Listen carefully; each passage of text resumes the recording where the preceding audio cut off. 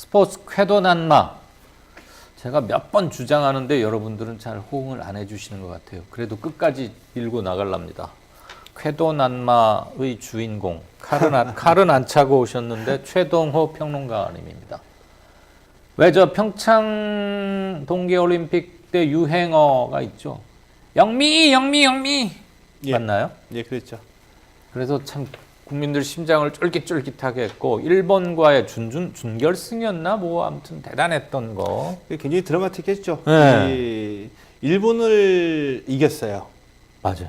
그래갖고 결승 갔는데 어디한테 졌지? 거기서 일본을 다시 만났죠. 아 그래요? 예. 또 근데 만났어요? 졌죠. 예. 근데 결승에선 우리가 패해서 은메달을 차지했죠. 준결승에선가는 이겼는데 그러니까 그 조별리가 아니면은 예선 리그인가에서는 예, 이겼는데 가서 졌구나. 예. 아무튼 뭐 잘했지. 그 뭐 자매가 아니고 뭐고 아무튼 화제도 많이 나왔고 평창 기간 중에 전 최고의 인기가 아니었나 그렇죠. 싶은데. 영미 열풍이었었죠. 예. 영미 열풍, 영미 신드롬이었으니까. 그런데 그 뒤로 안타깝게 여러 가지 안 좋은 소식이 들리더라고요. 뭐 경북 속해 있는 경북 체육회과 어디에서 뭘 간섭도 하고 뭐 소통 이런 것도 방해하고 그러다더니 뭐 팀킴 해가지고 뭐 감사가 예. 열렸고 그것 좀 묶어 전해 주시죠. 왜 그런? 그러니까 그때 지난해 11월에 이 네. 평창 때 우리를 그렇게 열광케 했던 팀킴의 선수들이 예. 기자회견을 했죠.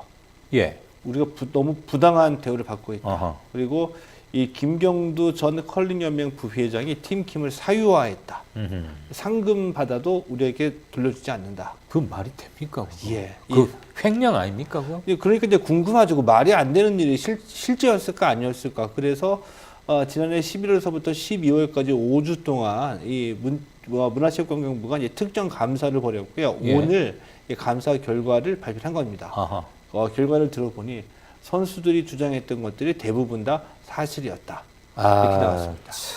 그래서 어떤 일이 벌어졌었냐? 이제 크게 보면은 크게 한 세 가지 카테고리로 나눠볼 수 있거든요. 첫 번째 인권 침해.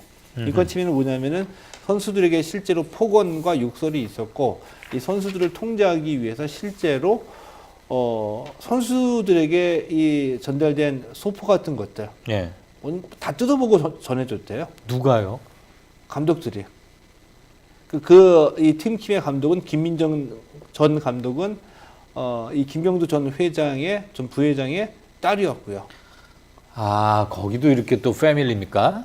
전부 다 패밀리가 다 장악을 했습니다. 그래서 심지어는 이 감독들이 언론하고 인터뷰할 때 너 빼먹지 말아라. 맨 마지막에 이 모든 것은 김경두 전 부회장님이 도움이 있었기 때문에 이루어진 것이다. 이런 말을 해라라고 지시를 받기도 했고요. 아니 거기 아이 엄마인지 있습니다. 임신한 상태인지도 있죠. 영민과 안경 낀. 그 김은정 선수라고. 예. 그때는 이제 스킵 주장이었었는데 지금은 이제 아이를 동생은, 가져서 맺겠다 그러대. 후보로 물러났죠. 그러니까 아이 엄마가 될 정도로 성인들인데 그 예. 성인들한테 야 인터뷰 끝날 때 누구 고맙다고 한마디 꼭 해. 이런 유치한 짓까지 시킨답니까? 전 그 얘기 듣고서 무슨 태양이신 장군님의 은혜로움에 우리가 살고 있다라는 북한이 생각이 났고요. 이 인권 침해는 이 정도였습니다. 그리고 예. 또 하나 뭐냐면 조직 사유화하고 회계 부정이 있었거든요. 이 조직 사유화 이걸 보면은 참 대단합니다. 이 김경두 컬링연맹 전 부회장이 자신의 딸 김민정을 이 감독으로 앉혔거든요. 네. 근데 감독을 앉혔는데 저도 감독인 줄 알았어요. 근데 알고 보니까 감독이 아니라 선수로 채용한 거예요. 선수로 채용했는데 감독직을 맡게 해서 평창 동계올림픽 나가게 한 거죠. 그런 게 지금 뭔 소리입니까 그게? 감독으로 선임한 것이 아니라 선수로 채용했는데 감독 역할을 맡긴 컬링을 거죠. 할 줄은 안답니까? 선수 출신이니까 할 줄은 알겠지만 그래서 실제로 외국인 감독이 있었거든요. 그리고 김민정 텔레비전에 나온 있었고요. 캐나다인가 어디 출신. 이 외국인 감독의 증언으로도 다 확인이 됐는데 김민정 전 감독은 훈련에 거의 나타나지 않았습니다. 가르칠 만한 지도할 만한 실력이 안 됐기 때문에. 이름만 감독. 예. 그리고 이 김민정 전 감독의 남편, 그러니까 김경두 전 부회장의 사위가 되겠죠. 트레이너로 채용했어요. 네. 트레이너로 채용했는데 실제로 맡긴 역할도 또 감독이었었죠. 믹스 더블이라고 혼성 단체전에. 남녀 함께하는 거? 예. 예. 여기 또 감독의 역할을 맡긴 겁니다. 이것에 그치지 않고 자신의 친인척들을 연맹의 주요 자리에 앉혔는데 조카는 전력 분석관으로 뽑아놨고요. 또 이 김민찬이라고 자신의 아들이 있습니다. 네. 이 아들은 이제 군대에 가 있다가 몸이 좋지 않아서 건강상의 이유로 제대를 했는데 네. 이 건강상의 이유로 제대한 아들을 국가대표 남자 컬링팀에 또 뽑아놨죠. 선수로. 예. 아니 의가사 제대했으면 어딘가가 안 좋을 텐데 예. 운동선수 그것도 국가대표로. 예. 그 김경두라는 사람 뭐 하는 사람입니까? 원래 이제 운동을 하셨던 분인데, 이 1990년대 중반에 이 컬링을 우리나라에 도입을 한 장본인이거든요. 네, 당사자. 예, 때문에 이제 뭐 흔히 얘기할 때 이 한국 컬링의 뭐 아버지다, 뭐 대부다 이런 얘기를 하는데, 이 초창기 컬링을 도입해서 확산하는 데에 도움을 줬던 것은 뭐 공적이라고 분명히 우리가 인정을 해야 되겠죠. 예. 하나 그런 역할과 한국 컬링을 대표하는 중심 인물이 되면서부터 욕심이 싹 텄던 것 같죠. 컬링 연맹을 이렇게 조직을 사유하고 이 사유화에서 무엇을 했느냐? 돈을 챙긴 겁니다. 그래요. 그러니까 이 컬링 이 팀킴의 선수들이 주장했던 것처럼 이 포상금과 격려금으로 받았던 돈 중에 이 9천만 원을 선수들에게 지급하지 않았습니다. 또 이것뿐만이 아니라 상금을 받은 돈이 있거든요. 예. 이 상금을 받은 돈을 축소해서 신고해가지고 3천만 원을 자신들의 가족이 또 챙겼습니다. 그리고 잠깐만요. 예. 김민정이라는 자기 딸 예. 감독으로 했고 사위도 뭐 전력 분석관인가 시켰고 사위도 감독, 조카는 전력 분석관. 조카는 그다음에 또 아들도 또 선수로. 그러면 감독을 맡긴 자기 딸이나 사위한테는 또 감독직에 대한 월급은 또 주고? 그거는 당연히 줘야죠. 그거는 본인의 돈이 그건 아니라 나라에서 주는. 경북체육회라는 팀에서 주는 거죠. 그건 뭐 안팎으로 다 하셨고요. 그리고 좀 먹었다 그러려고 그러겠죠. 다 하셨고요. 우리가 뭐 흔히 좀 이 방송용은 아닌 것 같은데 예. 조잔하다는 표현을 하죠. 쪼잔하다. 예, 이런 말씀 제가 왜 드리냐면 방송에도 돼요. 한 푼이라도 더 챙기기 위해서 선수들의 훈련비를 착복을 했거든요. 어떤 식으로 착복했느냐? 예를 들면 이 해외 전진 훈련이나 국내에서 전진 훈련 갔을 때 숙박비를 위조한 겁니다. 그러니까 예를 들면 2인 1실 또는 1인 1실 호텔에서 숙박했다라고 해놓고서는 실제로는 모텔에서 뭐 3명, 4명 재운 거겠죠. 이런 일들은 뭐 4, 5년 전에는 국가대표 선수 훈련할 때도 이런 일이 벌어져서 나중에 타 종목에서도 처벌받기도 했었거든요. 이렇게 해서 이 김경두 전 컬링연맹 부회장이 2014년서부터 올해까지 부당하게 사용한 금액이 모두 5억 900만 원입니다. 큰 돈이죠. 3년간 5억 원을 착복 내지는 횡령 내지는 사유화했다. 예.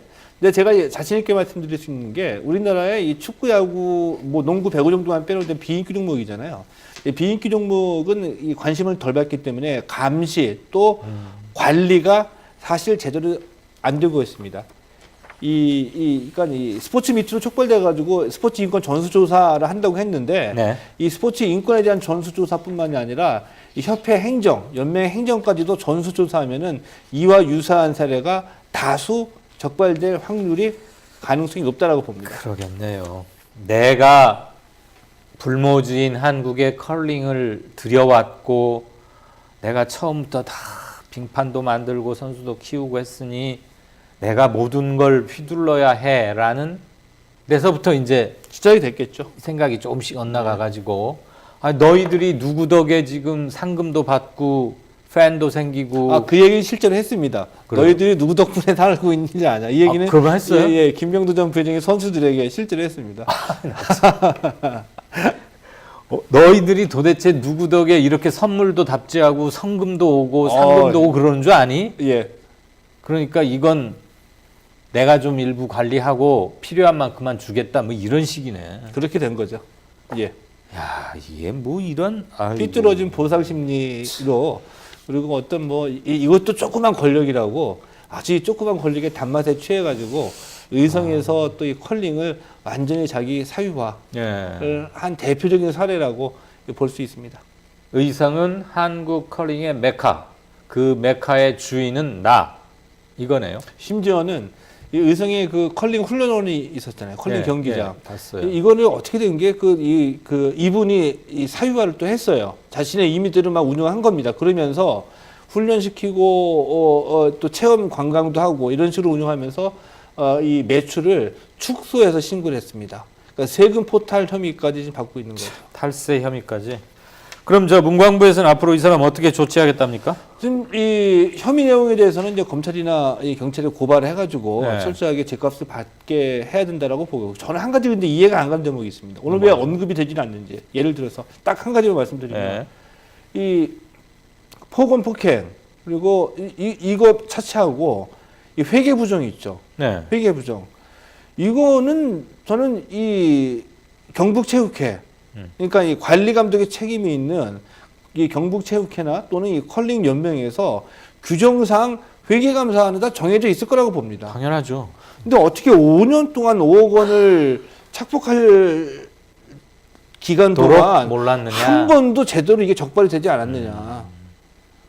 그러기 위해서 조직을 사유해서 자신의 친인척을 연맹이나 이 협회에 보낸 것 같은데 왜 연맹이나 협회가 제대로 관리 감독 못한 책임에 대한 얘기는 없느냐를 한번 묻고 싶어요.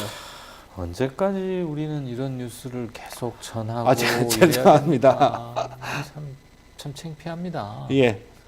그 경기장만 그렇게 멋지게 지어놓고 뭐 지금 썩히고 있지만 경기장은 또 이 동기체전인데요. 이 태릉 선수촌에 있는 이 국제 스케이트 빙상장, 물 스케이트 샌다면서요. 예, 물 새가지고 또 난리가 났죠. 그러게 어젠가 그제 스포츠 뉴스에서 봤어요. 예. 도대체 돈 버디려서 그 아무리 한들 뭐 합니까? 운영이 이 모양이고 사람들 생각이 이 모양이니 무슨 선진 사회냐. 아무튼 이럴수록 최동호 평론가님의 예봉이 한 칼이 아무래도 뭐 어디 보내셔야 돼. 보내드려야 돼. 저는 저기 집행기구나 뭐 다음 이런데. 주에 사업장님도 밝은 뉴스, 즐거운 뉴스 또 조금 좀 전달해줘야 무슨 또 돼요. 딴소리예요. 오늘 또 얼굴이 너무 또 어두워지셨어요. 나라 걱정하시느라고. 딴소리셔. 뭐 저 스포츠 개혁위원회 사무총장이나 뭐 의금부, 포도청 이런 걸로 가셔야 될 것 같아 아무래도. 다음 주에는 손흥민 선수 얘기도 조금 해야 되겠습니다. 알겠습니다. 누구요? 손흥민. 손흥민. 예. 좋아요. 요즘 웬만한 단톡방에서 예. 손흥민, 박지성, 차범근을 놓고 막 누가 최고냐? 경론을 벌이고 막 이런다는 거 아세요? 예, 알고 있습니다. 저도 참 그랬어요. 아무튼 오늘은 충격적인 얘기인데 예. 중요한 건 이 선수들이 상처받지 않고 다시 팀킴의 전통을 이어가서 예. 영미 그거를 뭐 앞으로 몇 년을 더 하겠어요. 아무튼 후배들에게도 그 전통을 물려주고 우리가 이들로 인해서 기쁨을 알았듯이 우리도 컬링을 이렇게 이해하고 좀 지원하고 이래야 되고 김경둔과는 이런 사람은 완전히 퇴출시키고 예. 죗값 물고 그래서 뻘짓했다가는 패가망신한 게 아니라 콩밥도 먹는다. 예. 이런 거 해야죠. 그렇게 예. 돼야 되겠죠. 정의의 사도 최동호 선생님과는 여기서 작별하겠습니다. 고맙습니다. 예, 고맙습니다. 네, 지금까지 스포츠 뉴스 최동호 평론가와 함께했습니다.